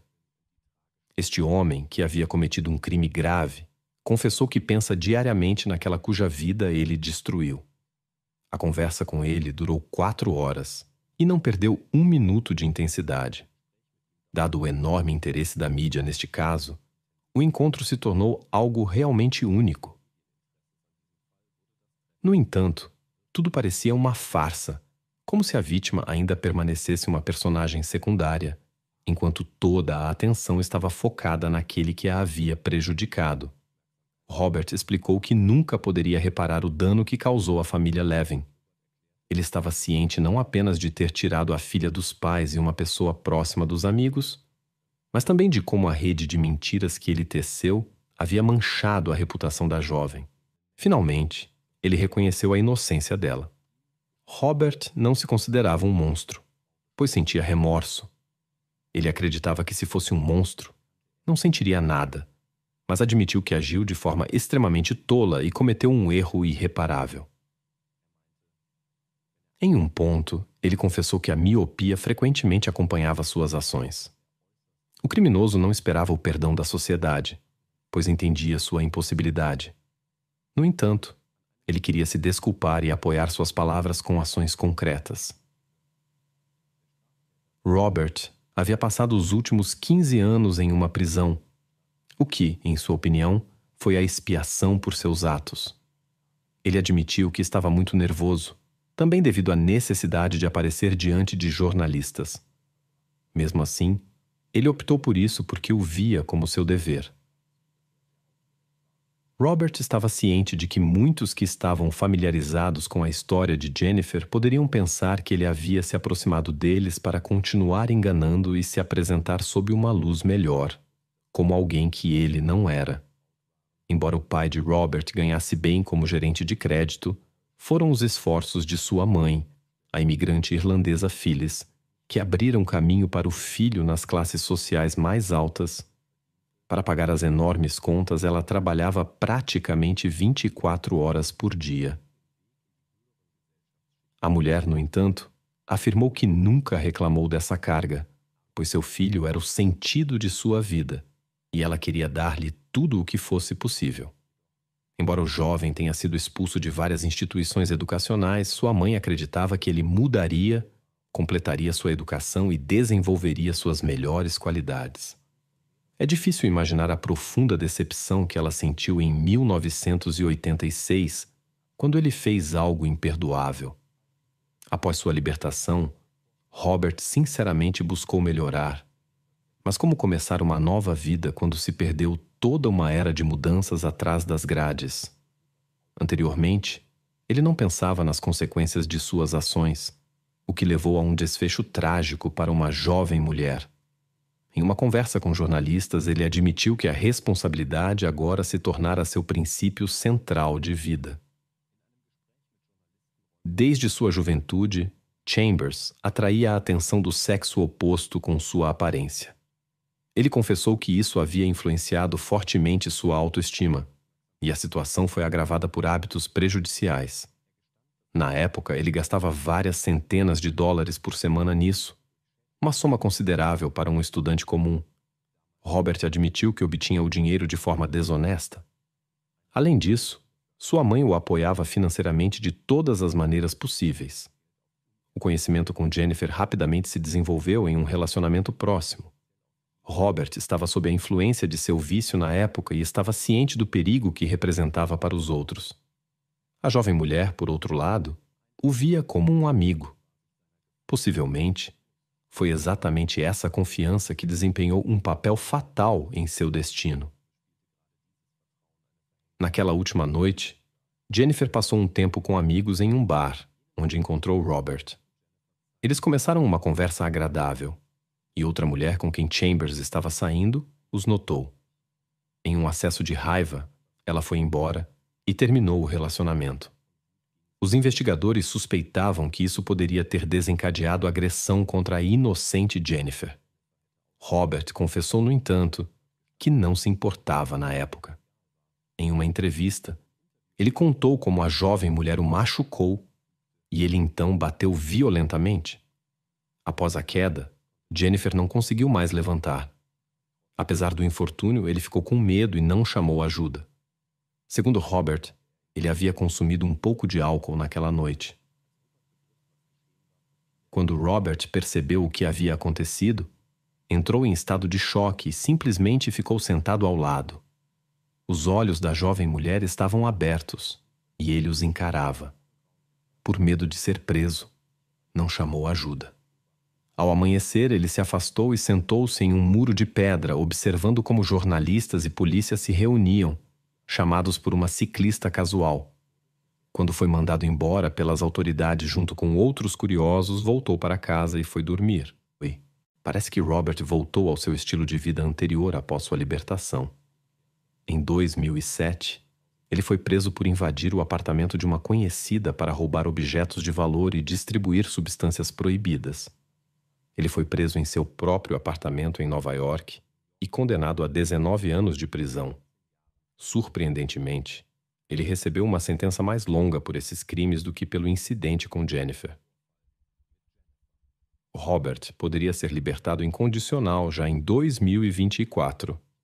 Após a tragédia, a mãe de Jennifer, Ellen Levin, tornou-se uma ativista que luta por novas leis para proteger as vítimas. Graças aos seus esforços, 13 novas normas foram aprovadas em 10 anos. Em uma entrevista a uma emissora que queria restaurar a reputação de Jennifer, Ellen disse que a memória de sua filha a ajudou nesta atividade.